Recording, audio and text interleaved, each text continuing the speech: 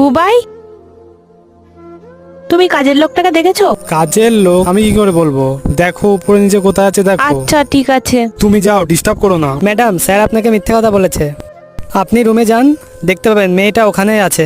রাজু, তুই কি পাগল হয়ে গেছিস নাকি? আমার বরকে ঘরের একটা কাজের লোকের সাথে ঘাটে পাওয়া যাবে? তুই কি পাগল হয়ে গেছিস নাকি? ম্যাডাম, আমি সত্যি বলছি, স্যার আর ওই মেয়েটার সঙ্গে না চক্কর চলছে। আপনি ভিতরে যান, সব দেখতে ঠিক পাবেন। আছে। বাহ বাহ বাহ, আমার বর ঘর বন্ধ করে কাজের লোকের সাথে এইসব করছে। ম্যাডাম, আপনি ভুল ভাবছেন, আমি তো ঘর পরিষ্কার করছিলাম, ঝাড় দিচ্ছিলাম। 2 টাকার কাজের লোক, বড় লোক দেখলে আর থাকতে পারিস না। তুই আমার বরকেই দেখতে পেয়েছিস আর অন্য কোথাও যেতে পারিসনি? চল বার হ আমার ঘর থেকে। তুমি ঠিক করেছো, আমি না ওর ফাঁদে পা দিয়ে দিয়েছি। আমি কত বোকা।